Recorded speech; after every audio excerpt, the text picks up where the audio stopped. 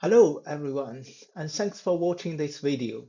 This is the self-recorded version of the keynote that I delivered at the 59th US Rock Mechanics Geomechanics Symposium. I prepared this recording specifically for colleagues and friends who were not able to attend the conference in person, but might be interested in the work that I presented during the symposium. I'm truly honored to receive this ARMA Early Career Award, and thanks for the recognition by the ARMA Evaluation Committee. It's a great pleasure for me to deliver this Haimson keynote, and I'm going to talk about predicting catastrophic failures from landslides to rockbursts, glacier breakoffs, and volcanic eruptions. Hope my talk can provide some useful insights into the important questions about the predictability of catastrophic failures, whether they are unpredictable black swans or predictable dragon kings. What do these geohazard events share in common? They are highly destructive, of high societal impact. They occur in a sudden or catastrophic manner and remain difficult to predict. For example, one of the biggest challenges in landslide hazard mitigation is predicting whether a slope would fail catastrophically or not. By catastrophic failure, I mean a slope experiences a runaway rupture evolving into avalanches. Here I have two examples. This Mud Creek landslide in California catastrophically collapsed in 2017. It is a catastrophic landslide. The other landslide in southern France has dramatically deformed over the past decades, but still didn't collapse. It is a slow landslide. Imagine the massive energy involved in a catastrophic landslide. It is almost impossible, or at least not economically viable, to prevent it from happening. What we can normally do is to predict when a failure would happen and evacuate people from the hazard zone beforehand. This video gives a vivid illustration of the destructive power of a catastrophic landslide, which just happened about 2 weeks ago at Blanton in Switzerland. About 9 million cubic meters of rock and ice crashed down the slope and wiped off the village of Blanton from the map. It is a stark reminder of the scale, the impact, and the urgency of the problem that we are dealing with. Under the contemporary climate change, which is a very serious threat to our planet, our society is globally faced with increasing challenging situations such as extreme rainfall, permafrost thaw, glacial retreat, and sea level rise.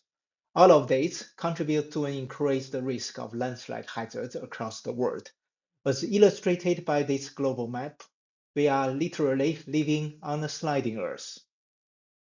To cope with landslide hazards, there are two important tasks.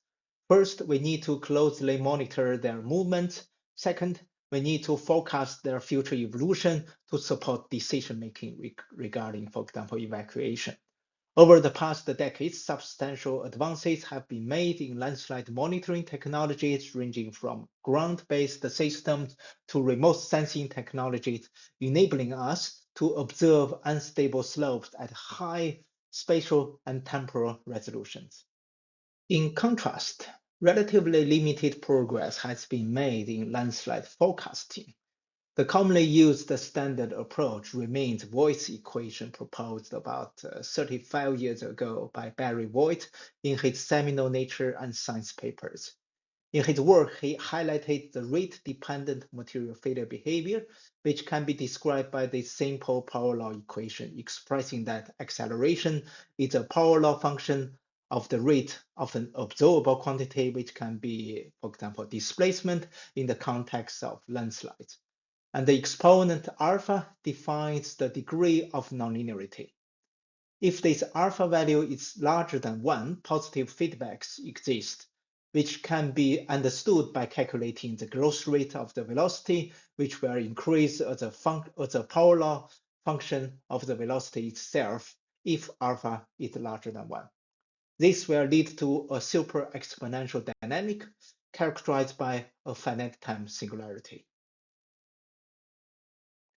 This singular behavior can be more clearly seen if we integrate Voigt's equation to obtain the solution of velocity which is an inverse power law of time to failure with an exponent p. For p larger than 0, which is equivalent to alpha larger than 1, this solution diverges at time t equals to the critical time tc of a finite value. This is why we call it finite time singularity. If we invert this equation, we can derive the inverse rate. In the special case of p equals to 1 corresponding to alpha equals to 2, the inverse rate decreases linearly with time. This forms the basis of the widely adopted inverse velocity method, where the failure time is predicted by extrapolating the trend to find its intersection with the time axis. If we do a further integration, we will obtain the so-called power law singularity model, expressing that the displacement is a power law function of time to failure with an exponent m smaller than 1. The current state of practice in the landslide community is to fit this displacement equation to the monitoring data and then come up with some velocity thresholds for emergency planning. The inverse velocity method has also been routinely used to predict the failure time by extrapolating the data of inverse velocity. However, it has been found that these methods are subject to large uncertainties, as can be seen for the Prianzo landslide, where the predicted failure time is almost 1 year after the actual failure. So how can we better predict catastrophic landslides? My argument is that we need to better understand the underlying physics to constrain our prediction. I will elaborate what I mean in the later slides. When we talk about the prediction of extreme events, I have to introduce two popular but contradictory concepts. The first is black swan, which is a metaphor for an event that comes as a surprise and has a major impact but unpredictable. The other is dragon king, which is a double metaphor for an event that is both extremely large, like a king, and born of unique origin, like a dragon. So dragon kings exhibit statistically different properties compared to their siblings and are potentially more predictable. Many extreme events in natural systems and also engineering systems have been found to be dragon kings, ranging from volcanic eruptions to hurricanes, bridge and building collapses to social unrest and epidemics. I'd like to argue that catastrophic rock failure is a dragon king, which can be explained using this classical three-stage creep curve. As we know, when we load a rock under a constant load below its short-term strength, it will not fail immediately, but experience a progressive degradation over time. It will first exhibit a primary creep adjusting to the new stress state. Then it will enter the secondary creep phase associated with a roughly constant strain rate over a long period of time. Then up to a certain point, the rock will enter a tertiary creep phase where a catastrophic failure can happen if there is positive feedback, characterized by this alpha exponent in the Voigt equation larger than 1. If there is no positive feedback corresponding to this alpha exponent smaller or equals to 1, the strain can accelerate, but no failure would occur. Clearly, catastrophic failure is the dragon king, which is born from the unique mechanism of positive feedback and has a huge impact on the system corresponding to the rupture of the entire sample. We can see that when the rock approaches a catastrophic failure, it will exhibit a regime transition from the secondary creep to the tertiary creep, characterized by an acceleration crisis. Different regimes are governed by different processes as embodied in the different equations here. So we would expect the system exhibits different properties and responses. If we can detect the change in the system properties, we can predict catastrophic failure. Landslides in natural systems, they also exhibit similar strength degradation behavior over time. As you can see here, the Prianzo landslide showed a long period of secondary creep over many years before entering into an acceleration crisis in early May 2012, which ended with a catastrophic failure on 15th May. If we plot the probability distribution of slope velocity data, we found that before the acceleration crisis, the velocity data nicely follow an inverse gamma distribution. Then during the crisis, a significant deviation from the inverse gamma can be observed. This provides a possible way for us to predict the landslide failure by detecting these outliers or dragging kings. To achieve this, we have developed a rigorous dragging king detection approach. First, we define a null hypothesis stating that all the velocities follow the same population. We then use the Anderson-Darling test to identify potential outliers and further conduct the outward sequential test plus block test to quantify the significance of these outliers by calculating the p-value under the null. If the p-value is smaller than the significance level, let's say 0.1, we can reject the null, which means that the velocity data do not follow the same population, suggesting that the slope has transitioned into a crisis. Finally, we will use the phase diagram to analyze whether the slope will evolve into a catastrophic or slow landslide. I'd like to say a few more words about this phase diagram. According to the fundamental reduction theorem, a system under critical transition is generically governed by one or two, or rarely three control parameters. However, it's not a trivial task to identify these control parameters for a complex system like landslides. Here, we managed to identify the two fundamental dimensionless parameters that govern landslide evolution. One is the alpha exponent in the Voigt equation. As I already mentioned, it is related to the nonlinearity of the system. The second parameter, omega, is a dimensionless parameter related to the heterogeneity or stochasticity of the system. By using these two parameters, we can beautifully define the boundaries between black swan, dragging king, and slow landslides. Since the landslide in reality is an open system which dynamically evolves over time, this phase diagram also allows us to track its evolution from a dynamic perspective. Here I show a pseudo-prospective forecasting of the Prianzo landslide. You can see about 1 week to 10 days before the final failure, there is a systematic decline of p-values, which clearly indicates that the slope has transitioned into a crisis. Then on the phase diagram, we can also see this landslide evolved into the dragging king regime. So by using my method, we can predict the Prianzo landslide failure about 1 week beforehand. I'd like to test my method for the other landslide, which is the Vestlandet landslide in Norway. This landslide showed significant deformations in 2017 and 18, but didn't collapse until 2019. The local authority adopted the conventional velocity threshold method to mitigate the risk, and they released the 16 red alarms, among which 15 were false alarms. This means that people were evacuated from the hazard zone for 16 times, but for the former 15 times, no failure happened.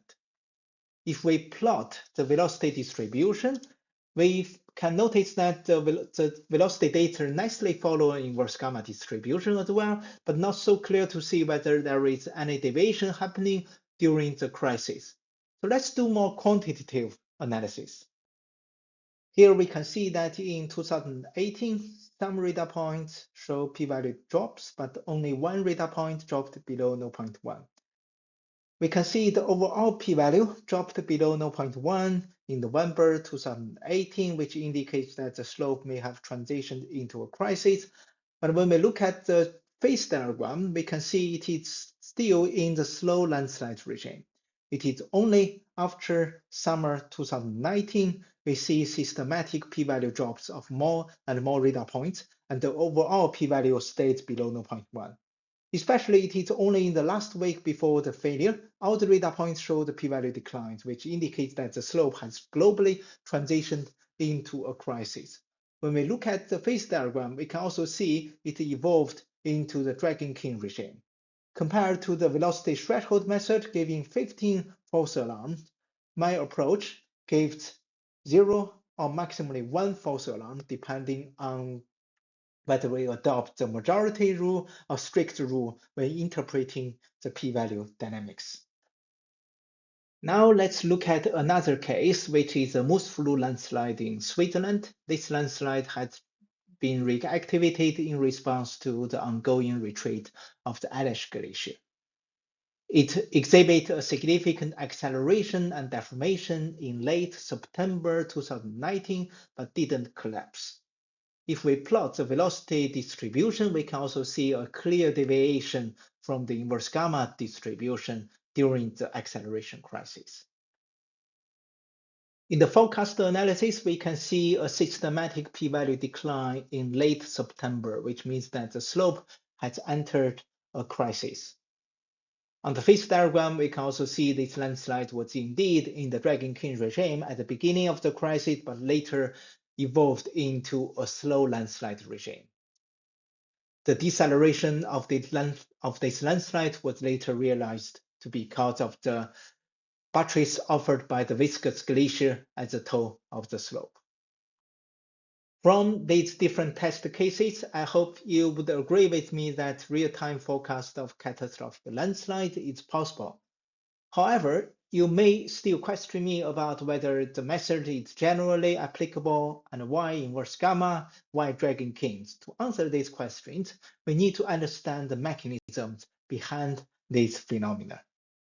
So we have developed a stochastic dynamic model to simulate the landslide displacement time series by modeling the secondary creep using the Kasten process, which can nicely capture the emergence of inverse gamma distribution. We also modeled the slope tertiary creep using a stochastic differential equation, which is the stochastic version of the voice equation, and it can nicely capture the emergence of Dragon Kings. These simulation results provide a very good mechanistic support to our forecast method. Now let's revisit the conventional methods. Why the velocity threshold method doesn't perform well? This is because the secondary to tertiary creep transition is not determined by the point-wise velocity magnitude, but by the full velocity distribution and evolution. Why are many time to failure predictions of large, they are associated with large uncertainties? This is simply because the voice equation, which is defined for the tertiary creep, was used to fit to the entire time series, including secondary creep, which of course won't give relevant predictions. So catastrophic landslides can be predicted, but we need to know when and how to make a prediction. Equally important, we also need to know when to not try to make a prediction. This requires a sound understanding of the underlying physics. To understand the physics of catastrophic failure, we need to first understand progressive failure, from which catastrophic failure originates from. During progressive failure, the system often exhibits episodic dynamics characterized by repeated temporary acceleration-deceleration cycles driven by the interplay of external perturbation and internal reorganization. There are three fundamental questions. First, is this kind of episodic dynamics often exogenous or endogenous origin? By exogenous, I mean external forces like rainfall, snowmelt, seismicity, anthropogenic activity, etc. By endogenous, I mean internal processes like damage, hailing, internal faulting, the variation of the frictional properties, etc. The second question is what are the underlying mechanisms? And the last question is how does this episodic dynamics related to catastrophic failure? Here I show two typical examples of episodic landslide dynamics during progressive failure, illustrating the differences in precursory and recovery patterns in the system response of exogenous versus endogenous origin. The left side figure shows a landslide in Spain, which displayed an exogenous velocity peak associated with rainfall-induced groundwater table fluctuation. It shows a sudden jump in the velocity time series, followed by a gradual recovery that exhibits a polar relaxation behavior. In contrast, the right side figure shows the La Clapie landslide in France, which experience progressive velocity growth due to the erosion of the flowing river, due to the flowing river at the toe of the slope. And this finally leads to a culmination in an endogenous peak, and then they see it followed by an almost symmetric decay of the velocity, with both the precursory and recovery dynamics approximately following the same power law trend. We can see that the landslides, they exhibit specific precursory and recovery patterns in response to shocks coming from internal or external. This inspired us to establish the so-called endo-exo framework to diagnose system dynamics, aiming to distinguish an endogenous origin from an exogenous cause. Here, I conceptualize a landslide as a complex system consisting of a large number of geomaterial masses interacting via cohesive or frictional contacts. We develop an epidemic model to capture the cascade or domino effect during mass movement triggering. Imagine first a mother mass may display due to either external events like rainfall or seismicity or internal fluctuations, and then trigger its nearby daughter masses to move. This triggering is not instantaneous due to the time-dependent nature of the relevant geomechanical processes like creep, damage, and friction. This delayed effect can be described by a power law response function, which governs the waiting time between the cause and action for a daughter mass to move.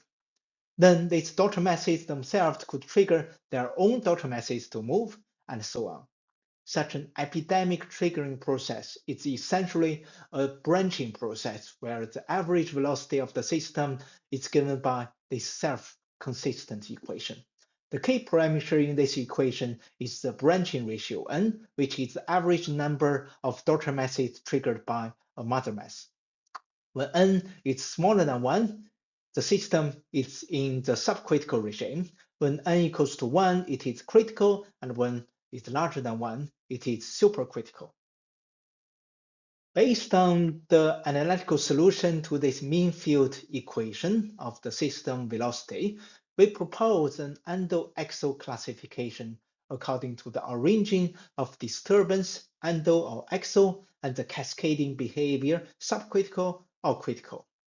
For exo subcritical, the system is not mature enough so that the exogenously induced activity decays rapidly over time with an exponent 1 plus theta. For exocritical, the system is mature, such that exogenously induced activity can cascade through the system and the velocity decays much slowly with an exponent 1 minus theta. For endo-subcritical, where there is no external events, a velocity peak spontaneously appears in the system but doesn't spread. For endocritical, without any external trigger, the velocity activity in the system gradually builds up and then slowly decays with an exponent of 1 minus 2 theta. So all the velocity dynamics can be described by a generalized power law with the exponent p taking different values for different regimes, but are all governed by a single parameter, theta. So we test our theory based on the long-term monitoring data of the rainfall-induced landslide at Brianzo in Switzerland, where we can see this landslide exhibits clear episodic movements over many years characterized by intermittent velocity evolution. All the 4 types of velocity dynamics have been found in this landslide, and they are all related to a single parameter theta, which is about 0.45, providing a strong support to our theory. This theta value, which is close to 0.5, can be theoretically explained by the normal diffusion of stress fluctuations in the rock masses, indicating that the slope has a relatively homogeneous geological condition, which is consistent with the field characterization. We have also tested our theory based on the dataset of stope closure measurements at a deep platinum mine in South Africa. We also found all the four types of peak dynamics, which are all related to a single parameter theta, which is about 0.35. We proved that the theta value, which is significantly below 0.5, was due to anomalous diffusion of stress fluctuation in the rock masses, indicating a quite heterogeneous geological condition in the deep mine system. Up to now, we have been mainly focused on the progressive regime. Now let's look at the transition into catastrophic failure. Let's come back to the Prianzo landslide in Switzerland. Here we can see the velocity of this landslide showed a strong acceleration towards the final failure. Let's recall that the slope velocity follows the inverse gamma distribution with a power law tail with an exponent b, and this b value quantifies the relative frequency of small versus large velocities analogous to the seismic b value of earthquakes, and we will use this b value in the next slide. Based on this endoaxial framework, I managed to calibrate the branching ratio n, which is essentially a fertility parameter of cascade, and it indicates the susceptibility or vulnerability of the system to failure. This allows us, for the first time, to quantify the state of a landslide during its evolution. Our results indicate that this landslide operated in the subcritical regime with n smaller than 1 for many years and only approached the critical state with n which is around 1 for 1 to 2 years before the final collapse. And also before the final collapse, it evolved into the supercritical regime over the 1 to 2 months before the final failure. However, this picture is in contradiction with the conventional concept of self-organized criticality, which states that a landslide should be permanently evolving at a critical state and all the events are generated by the same underlying process, making the prediction of large events impossible. Our framework provides a more complete picture of landslide evolution, implying that characteristic signatures may emerge during the regime transitions to announce imminent catastrophic events. Indeed, we found that the final collapse of this landslide was not only preceded with the dragonkins that appear over a short term, say 1 to 2 weeks before the final failure, as I already showed in the previous slide, but also preceded with a clear decline of the velocity b value over a much longer time, say 1 to 2 months before the final collapse. This is due to the increased frequency of medium to high velocities. These precursors could be extremely valuable for operational forecasting over both short-term and long-term. More importantly, this b-value, velocity b-value decline, is found to be a ubiquitous feature across many landslides before the final catastrophic failure. And this has been found to occur not only in different landslides, but also different types of landslides, such as rockfall, topples, rock slides, and soil slides. This suggests that this precursor could be a very useful metric for operational forecasting over the long term. Okay, knowing catastrophic failure is about to happen is good, but not enough. We also need to know when it will happen. This requires time to failure prediction. The current state of practice is often based on the power law singularity model derived from the Voigt equation, expressing that the observable omega is a power law function of the time to failure. This time to failure model aims to capture the overall power law trend while treating intermittency as noise. Large uncertainty have been reported for using this conventional failure law.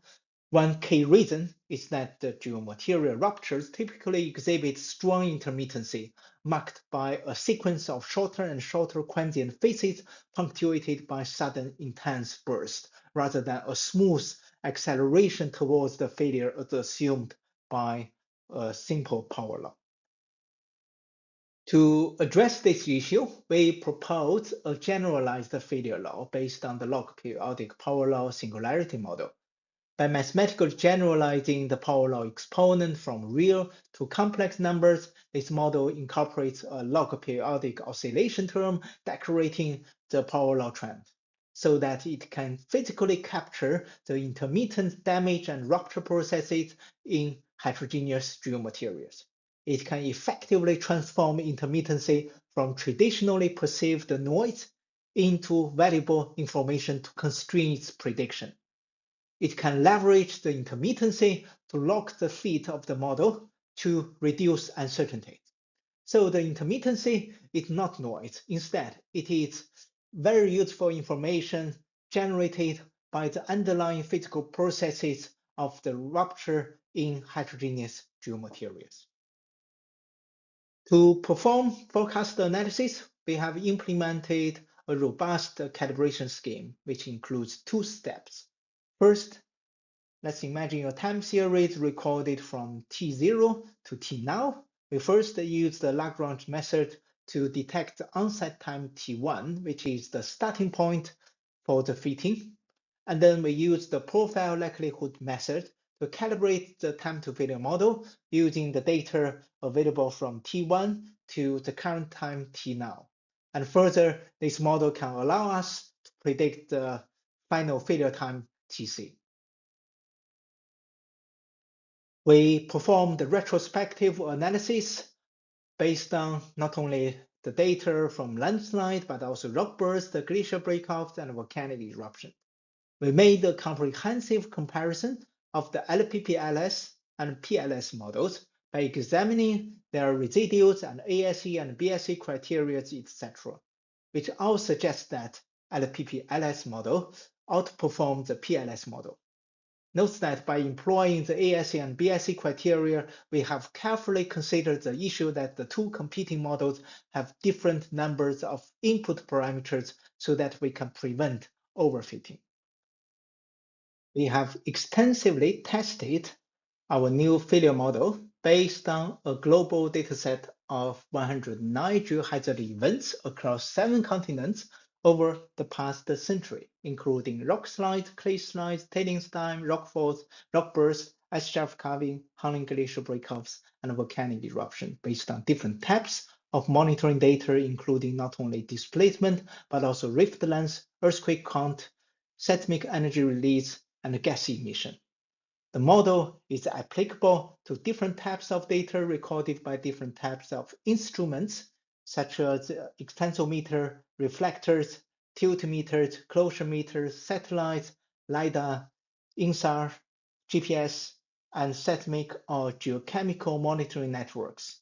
These results suggest that our model is general and robust.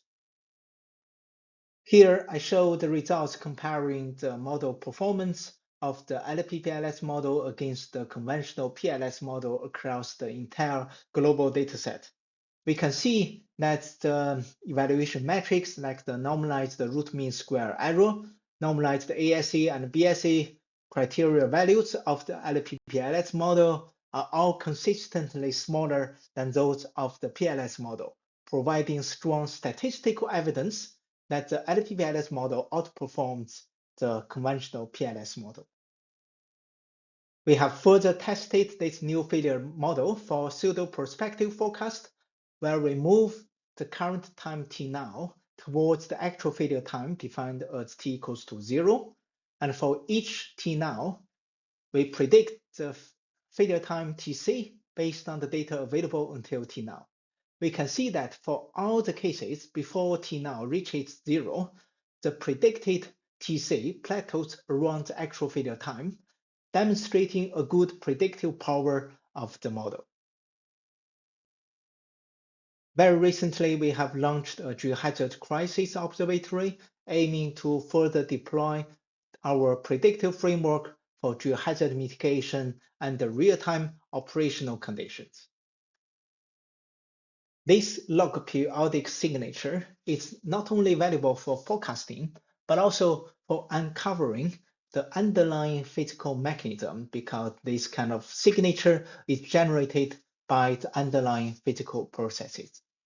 the fundamental scaling ratio, lambda, which controls the shrinking or contraction behavior over the time scale of this kind of oscillation behavior. And it is related to the angular log frequency, and it naturally emerges from the processes such as diffusion, limited aggregation, and parallel crack growth with a characteristic lambda value of 2. If we look at the actual seamount volcano by performing the lump spectral analysis, we can derive this lambda value, which is close to 2. This suggests that 2 mechanisms may be responsible for the observed log periodic oscillations. One is the flow of magma through porous media, and the other is subparallel dike propagation in the volcano. And in conjunction with the field observational measurements, etc., we finally interpreted the first mechanism might be the dominant mechanism for the observed log periodic oscillations. However, we may still want to know a bit more about the deeper underlying mechanisms. For example, how this kind of phenomena related to the fracture propagation, frictional along pre-existing fractures, or pore pressure diffusion, etc., etc.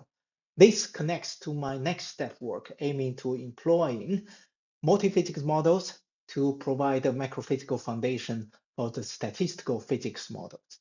Over the past years, I, together with my colleagues, my students, and postdoc fellows, have developed a very powerful fracture media simulation platform to capture coupled thermal, hydromechanical, chemical processes in fracture geological media with application to different geotechnical and geological engineering problems, ranging from landslides, rockbursts, to geothermal energy, hydrogen storage, earthquake hazards, and karst evolution.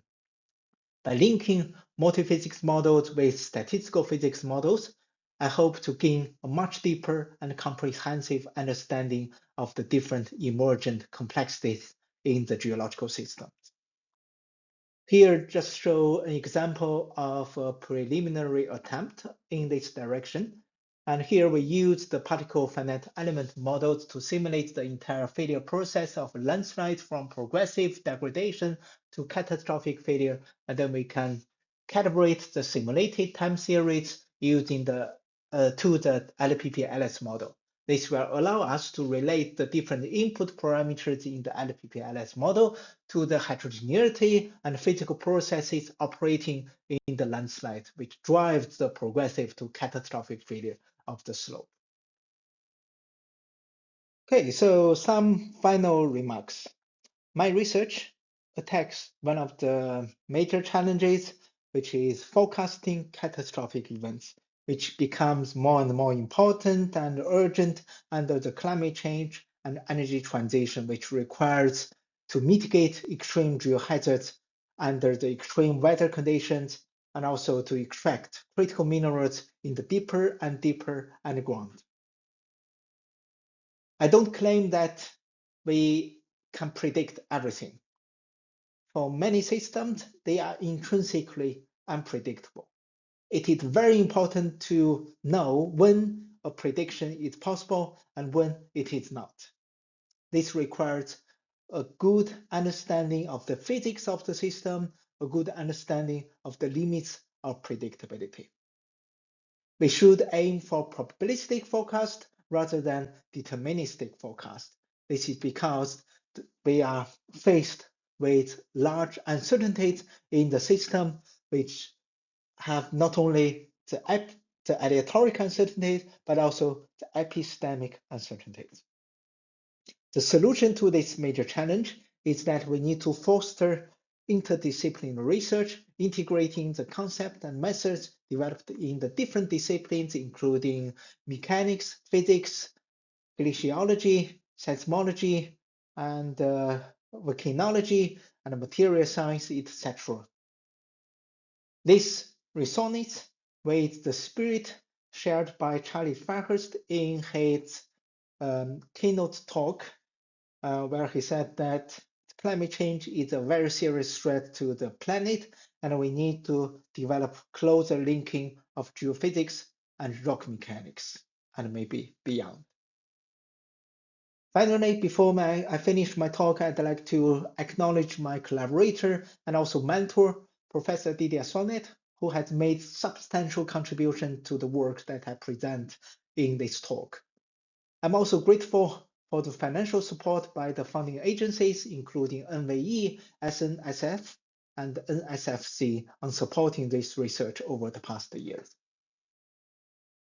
Finally, this page gives a list of papers which document the research I presented in this talk. Thank you very much.